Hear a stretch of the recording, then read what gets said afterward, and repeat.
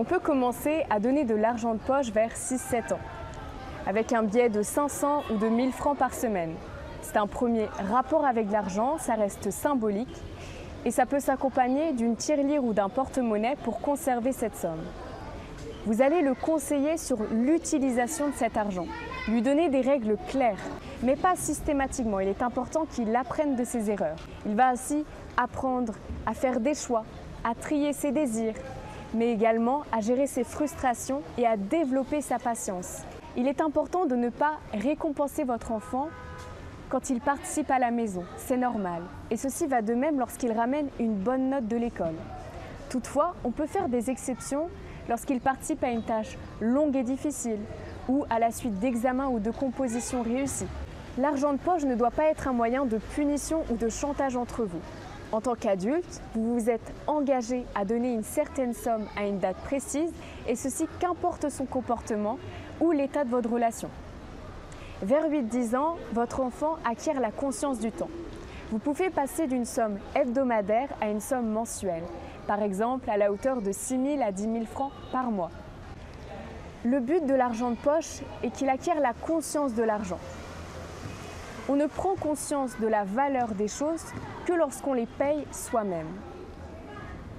Acquérir la valeur de l'argent est un long chemin, et ceci d'autant plus si les parents sont à l'aise financièrement.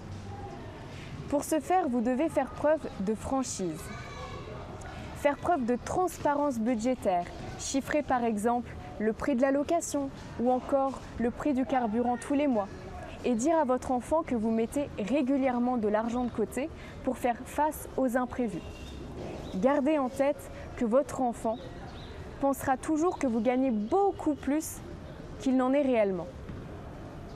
Ensuite, vers 12-13 ans, votre enfant entre progressivement dans l'adolescence. Il va devenir un vrai boulimique de la consommation, un vrai philanthrope. Ici, on va lui apprendre à ne pas gaspiller et lui rappeler les interdits. Ne pas acheter de cigarettes, d'alcool ou encore des jeux addictifs comme les jeux d'argent. Il est important que vous ne soyez pas tolérant lorsqu'il quémande avant la fin du mois. Il faut qu'il apprenne de ses erreurs. Le risque, ce serait d'en faire un adulte dépensier qui vit à crédit. Plus tard, vous allez même pouvoir parler de ce qui est compris dans cet argent. Est-ce qu'il va servir à l'achat de fournitures scolaires durant l'année? Ou est-ce qu'il va pouvoir payer une partie de ses vêtements avec? Durant l'été ou durant les congés, il va même pouvoir travailler. Une autre façon d'acquérir la valeur de l'argent que l'on gagne à la sueur de son front. En tant que parent, vous allez voir que chaque membre de la famille crée un rapport différent à l'argent. Un enfant va être dépensier, l'autre consommateur, l'autre très généreux ou encore un autre angoissé à l'idée de dépenser. Ici, on va avoir une visée, une vocation pédagogique. On va dire à notre enfant que l'argent sert à se faire plaisir, mais dans la limite de son budget. Ainsi, l'argent de poche sert à responsabiliser votre enfant, à le rendre plus autonome et à acquérir la valeur de l'argent. Merci.